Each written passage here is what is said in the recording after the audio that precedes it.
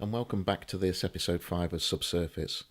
In the previous episode, episode 4, you saw me completing the remainder of the DCC wiring beneath the module. In this episode, I want to take you through what I've done so far to the top. I've completed or finished laying all the track work on this module. This includes the end sections, as you can see here. Now, I researched various methods of securing the track at the end of the baseboards, and what I eventually decided on was to use copper-clad sleepers. So at either end of the baseboard, I've removed the last two plastic sleepers of each length of the flexi track and replaced these with copper-clad sleepers, which have been glued with using PVA glue to the baseboard. Now, because the rail height was slightly higher than the copper-clad sleepers, they being the same height as the plastic Pico sleepers, rather than use little chairs, I needed to solder the rail to the sleepers. So what I've in fact used is some of the fine-scale rail joiners that I showed you in previous episodes. I've slipped 4 of these onto each end of the pieces of track and soldered them to the copper-clad sleepers, bringing them up to the correct height. Once I was happy with the fact that the tracks were secured to the end of the baseboard, what I then did was take a scalpel blade and scratch in some wood grain detail into the copper-clad sleepers, just hopefully to get them to match in with the Pico track. I then took a can of rail match sleeper grime and sprayed the last 2 or 3 inches of the track and the sleepers before ballasting them with some Woodland Scenics light grey. It's a medium ballast, just to help secure the copper-clad sleepers and the end of the track, just to stop any movement, or in case I knock them and they come unglued. Just by ballasting the last inch or so, it'll just help keep these in place while I work on the rest of the board. With the track all secure, I've now turned my attention to developing some of the track details that are peculiar or unique to London Underground, such as these slipper boards. In real life, these boards are made from either wood or from a composite material. And as stated in previous episodes, what they do is they allow the third negative shoe on the power cars to cross over main running lines so that they don't foul the rails. As previously stated, I've made these out of 2mm plastic card, which have been fabricated to images from the internet.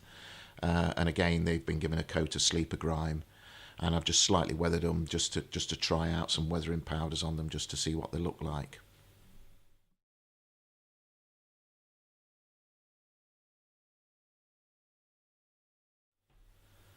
So once all the final track painting is completed, what I'll then do is, as you can see on the ends of each of these slipper shoes, there are little ramps which the third shoe of the power cars climbs up. What I'll do is I'll paint those with the white warning stripes once all the work's completed, just to finish off the detail on them. Moving on to the third and fourth rail detail, I know from the beginning I said I was going to exclusively use the Pico third and fourth rail components. But having mocked up a couple of the third rail sections, in order to replicate the ramps at the end of the rail, Pico advised bending the rail over. Now from a distance it looks okay, but it didn't sort of sit right with me. So what I've done is I've ordered some of these prototypical London Underground end ramps from C&L Fine Scale. And what I've done is, again, I've used, as you can see here, the Pico fish plates to sort of hold the ramp onto the third rail, the code 60 Pico third rail, whilst they're soldered together.